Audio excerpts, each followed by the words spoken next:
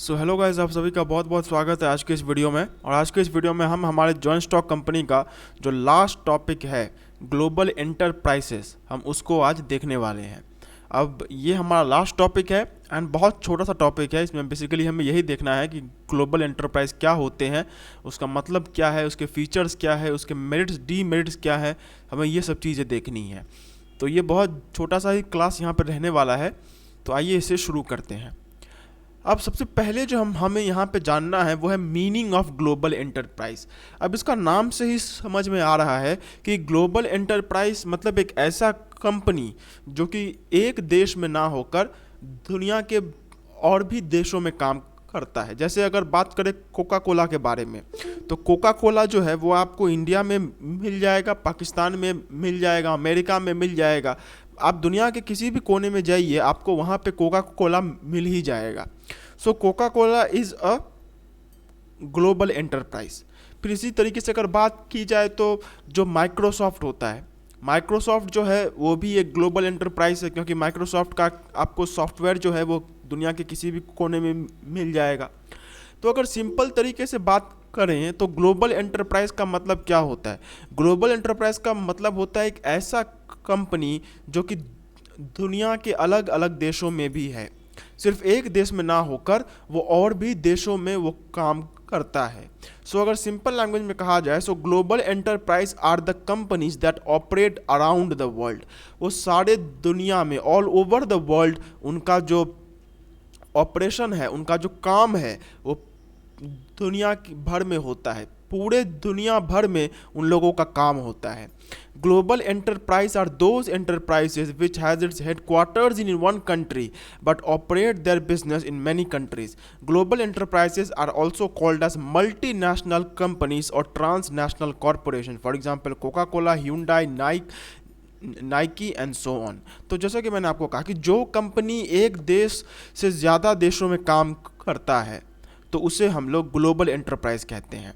अब इसमें बेसिकली होता क्या है कि इनका जो हेड क्वार्टर है, मतलब जो मेन ऑफिस है, वो किसी एक देश में रहता है और बाकी का जो बिजनेस है वो किसी दूसरे देश में होता है। जैसे अगर कोका कोला की बात करें तो मुझे ठीक से याद नहीं है, लेकिन इसका जो हेड क्वार्टर है वो अमेरिका में है।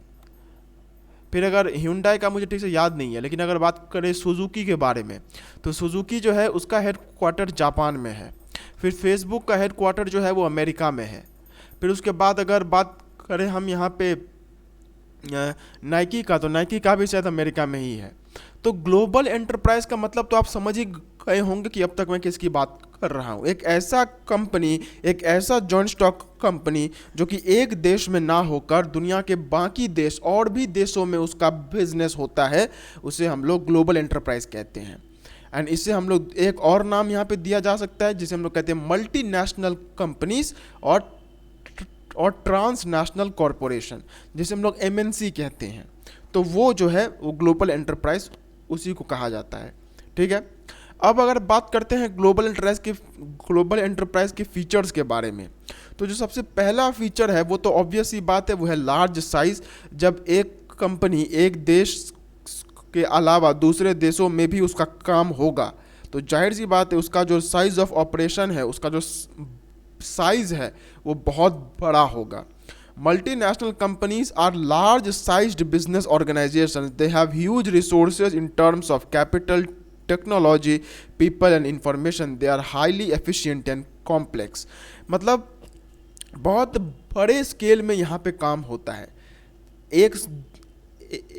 एक कंट्री में वो लोगों का काम हो रहा है, फिर दूसरे कंट्री में वो लोगों का काम हो रहा है, तो जितने ज़्यादा कंट्रीज़ होंगे उनका साइज भी उतना बड़ा होगा। सो द फर्स्ट, जो कि एक ऑब्वियस सा फीचर है कि ये सब कंपनीज का साइज बहुत बड़ा होता है, they are very huge companies. ठीक है, फिर है multi country operations. This is another characteristic features of multinational company. Multinational companies operate in several countries, they can have production, marketing and service types of operations. They cover large geographical areas. They have assets and activities in 2 or more countries. तो ये भी हम समझ चुके हैं कि 2 या 2 से ज़्यादा देशों में उनका जो ऑपरेशन है वो हो सकता है। They can function in more than one country.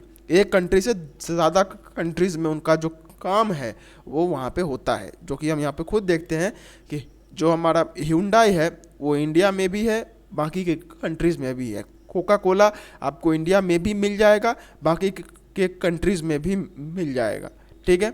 फिर है various objectives. Multinational companies pursue various objectives like access to new market opportunities to expand market size. मतलब इनका बहुत अलग अलग ऑब्जेक्टिव्स होता है।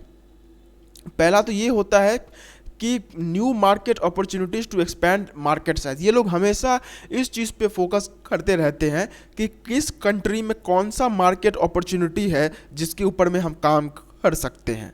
ये इन लोगों का पहला ऑब्जेक्टिव होता है कि जिस भी कंट्री में जो मार्केट ऑपरेशन, जो मार्केट अपॉर्चुनिटीज़ हमें मिल रही है, हम उस पर काम कर सकते हैं। फिर है access to cheap raw materials to reduce costs and increase competitive capacity. सस्ते दाम में रॉ मटेरियल लाना, ये भी इन लोगों के ऑब्जेक्टिव्स में आता है। जैसे ये हम बहुत देखते हैं कि आप देखेंगे कि जो कि एक नॉर्मल सा एग्जांपल है कि इंडिया में जो लेबर्स हैं वो ऑल ओवर द वर्ल्ड काम करते हैं, तो इंडिया में जो लेबर है वो बहुत सस्ता है। तो जो भी कंपनीज होती हैं वो ये पूरे तरीके से ट्राई करती है कि वो लोग इंडिया में अपना कोई जो ऑपरेशन है, मतलब कोई फैक्ट्री है, तो उसे इंडिया में स्टार्ट कर दे। ये क्यों होता है? क्योंकि इंडिया में जो लेबर है वो बहुत सस्ता है। तो ये जो कंपनीज होती हैं इनका बहुत ज़्यादा फोकस रहता है कि जहाँ पे भी सस्ता रॉ मटेरियल मिल जाए या फिर सस्ता लेबर मिल जाए, ये लोग उस पर काम कर सकते हैं। मतलब ये सस्ते लेबर, सस्ते रॉ मटेरियल्स के खोज में हमेशा ही रहते हैं। जो कि नेक्स्ट पॉइंट में हम देखेंगे, cheap source of labour to reduce cost of labour and energy. जहाँ पे भी सस्ता माल मिलता है वहाँ पे ये लोग हमेशा काम करते हैं। फिर है various environments. Multinational companies operate in various environments. The political, legal, economic, social, cultural and technological forces differ from country to country. एक चीज़ है जो कि आप क्लास 11 में जाके, क्लास 12 में जाके आपका फर्स्ट चैप्टर होगा, एंड उसे हम लोग कहते हैं बिजनेस एनवायरनमेंट। मतलब सिंपल तरीके से कहा जाए तो एक बिजनेस को करने के लिए एक एनवायरनमेंट कैसा है, how is the environment of a country so that the business can be done, उससे ही हम लोग बिजनेस एनवायरनमेंट कहते हैं। तो अगर बात करें तो एक मल्टीनेशनल कॉरपोरेशन या फिर एक ग्लोबल एंटरप्राइज जो है वो एक कंट्री में काम करता है, फिर दूसरे कंट्री में काम करता है, फिर तीसरे कंट्री में काम करता है। तो हर एक कंट्री का अपना एक एनवायरनमेंट होता है। हो सकता है कि इंडिया का एनवायरनमेंट एंड चाइना का एनवायरनमेंट एक जैसा ना हो, या फिर इन दोनों को छोड़ के अमेरिका का एनवायरनमेंट एक जैसा ना हो। तो एक कंपनी जो होता है वो अलग अलग देशों में काम करता है, एंड हर एक देश का अपना एक एनवायरनमेंट होता है। तो इसी वजह से ये जो ग्लोबल एंटरप्राइज होते हैं ये अलग अलग कंट्री में अलग अलग एनवायरनमेंट्स में ये लोग काम करते हैं, ठीक है। फिर है centralised ownership and control. The ownership and control of the multinational company is centralised in the home country. They provide share ownership to local people in host countries. तो देखिए यहाँ पे दो चीज़ होता है, एक होता है होम कंट्री एंड एक होता है होस्ट कंट्री। अब होम कंट्री का मतलब कि वो कंपनी जो है वो किस देश को बिलोंग करती है, वो देश उसका होम कंट्री कहलाता है। जैसे फेसबुक अमेरिका से है तो अमेरिका उसका होम कंट्री हुआ, गूगल अमेरिका से है तो अमेरिका उसका होम कंट्री हुआ। अगर इंडिया के बारे में बात किया जाए तो टाटा इंडिया से है तो इंडिया उसका होम कंट्री हुआ।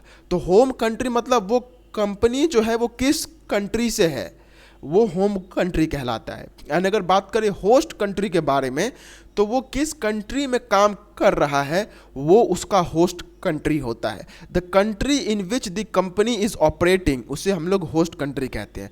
जैसे गूगल जो है वो भी इंडिया में काम कर रहा है तो इंडिया उसका होस्ट कंट्री होगा। तो एक होता है होम कंट्री एंड एक होता है होस्ट कंट्री।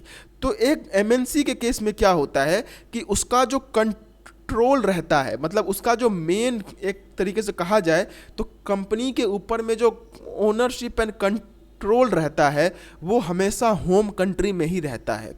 भले ही वो दुनिया के 60-50 देशों में वो काम कर रहा हो, लेकिन उसका जो मेन डिसीजन लेने का पावर है, जो मेन उसका हेड ऑफिस है, वो हमेशा उसके होम कंट्री में ही रहता है।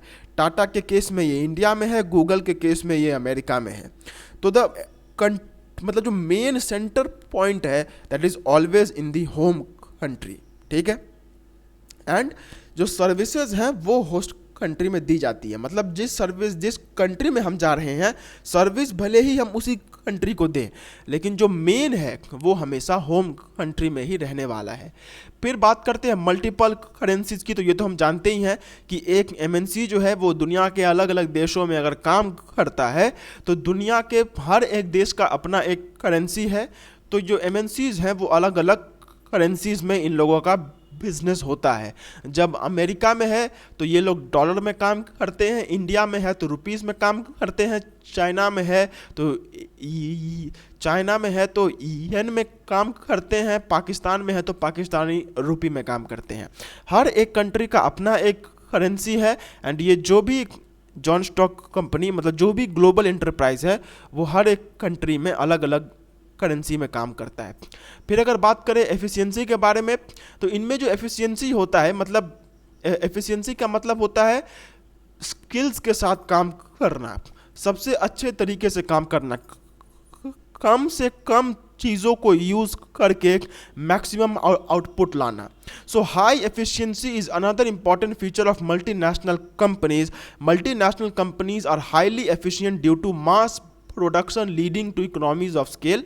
मतलब हाई एफिशिएंसी का सिंपल मतलब होता है कि ये लोग बहुत एफिशिएंट होते हैं, मतलब किसी भी काम को बहुत अच्छे से, बहुत जल्दी, बहुत एक स्किल्ड मैनर में ये लोग कर सकते हैं। तो एक एमएनसी जो है वो किसी काम को बहुत आसानी से कर सकता है। क्यों?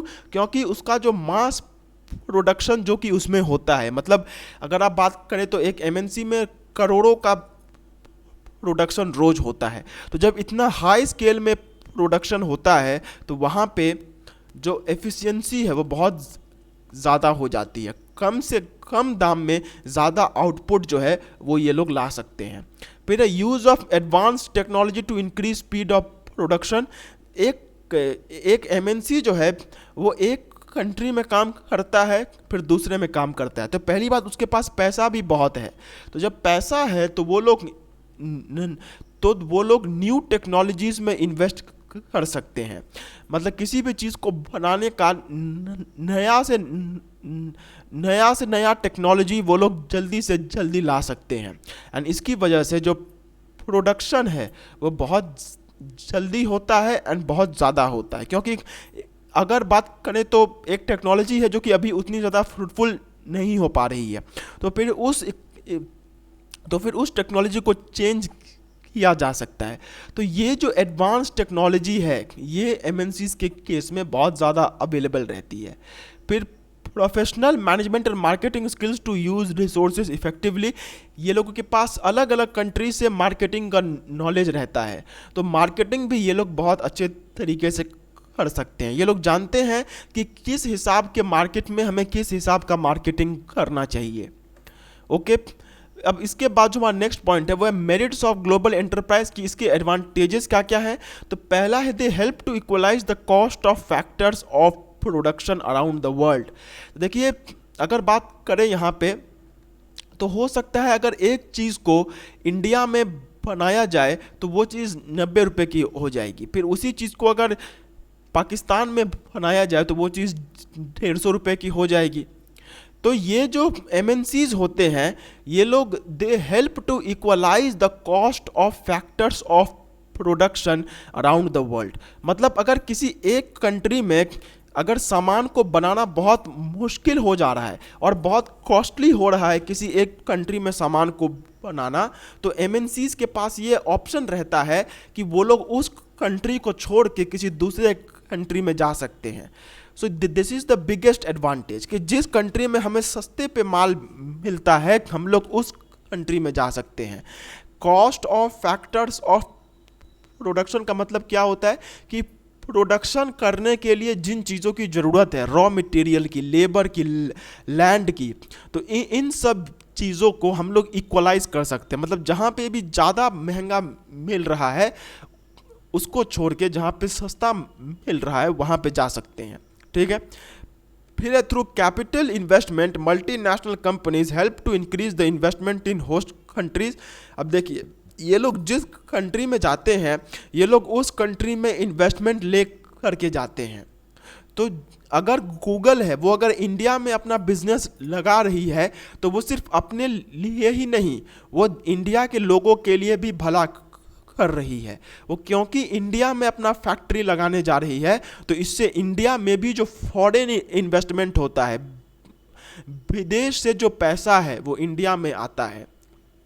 तो इसकी वजह से ये ग्लोबल एंटरप्राइज जो है वो बेनिफिशियल है। ठीक है। फिर अब multinational corporations helps in the transfer of technology specially to the developing countries. अब देखिए, ये जो टेक्नोलॉजी जो होता है कि विदेश की कोई टेक्नोलॉजी जो है वो भारत में आ गई तो ये ज़्यादातर केसेस में एमएनसीज ही लाती है। जो एमएनसी होता है वही क्या करता है कि जिस कंट्री में उसे अपना प्रोडक्शन करना है तो उस कंट्री में वो लोग अपना जो सामान है उस कंट्री में जो वो फैक्टर ऑफ प्रोडक्शन है, जो टेक्नोलॉजी चाहिए, वो टेक्नोलॉजी वो लोग अपने हिसाब से उस कंट्री में लाता है। So these help in the transfer of technology. एक कंट्री जिसमें कि टेक्नोलॉजी उतना हाई फाई टेक्नोलॉजी है नहीं तो उस कंट्री में भी ये लोग अपना टेक्नोलॉजी ले करके आते हैं। फिर अगर बात करें डी मेरिट्स की, so the technology of multinational corporations is design for profit maximization and not for the development needs of the host countries. अब ये लोग जिस भी कंट्री में जाते हैं तो उस कंट्री के डेवलपमेंट से ज़्यादा ये लोग अपने प्रॉफिट के ऊपर में ध्यान देते हैं, क्योंकि है तो ये आखिरकार एक जॉइंट स्टॉक कंपनी ही, तो इसका जो मेन मोटिव होगा वो तो प्रॉफिट ही रहने वाला है। तो ये लोग जिस कंट्री में जाते हैं उस कंट्री का इकोनॉमिक डेवलपमेंट से ज़्यादा ये लोग अपने प्रॉफिट के ऊपर में ध्यान देते हैं, जो कि उस कंट्री के लिए डिसएडवांटेजियस हो सकता है। ठीक है। फिर मल्टीनेशनल कॉरपोरेशंस में destroy competition and acquire monopoly powers in host countries. अब ये लोग बहुत टाइम ये करते हैं कि जिस भी कंट्री में जाते हैं वहाँ के जो लोकल बिजनेसेस होते हैं उन लोकल बिजनेसेस को ये बहुत ज़्यादा अफेक्ट करते हैं। जैसे अगर बात करें तो हमारे कंट्री में भी कुछ सर्च इंजिन्स हैं, लेकिन हम लोग सिर्फ एक ही के बारे में जानते हैं, वो है गूगल, दैट इज़ गूगल। तो ये जो विदेशी कंपनीज होती हैं ये जब किसी कंट्री में जाती है तो ये लोग उस कंट्री का जो होम इंडस्ट्री रहता है उस कंट्री का होम इंडस्ट्री को ये लोग बहुत ज़्यादा अफेक्ट करता है। वहाँ पे जो कंपटीशन है उसे टोटली हटा देता है। ओके। फिर multinational corporations have been accused of not respecting human rights.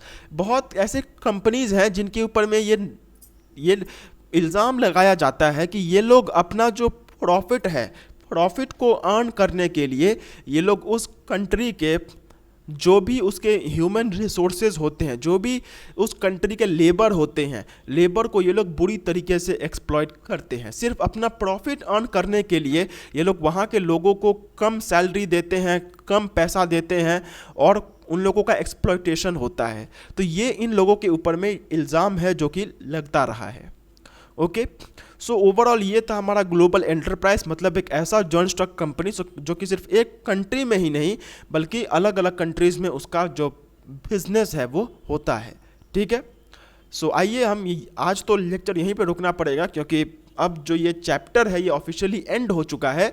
सो मिलते हैं एक अगले वीडियो में अगले चैप्टर के साथ। सो तब तक के लिए do take very good care of yourselves, have a very nice day, take care of yourselves, bye bye, जय हिंद।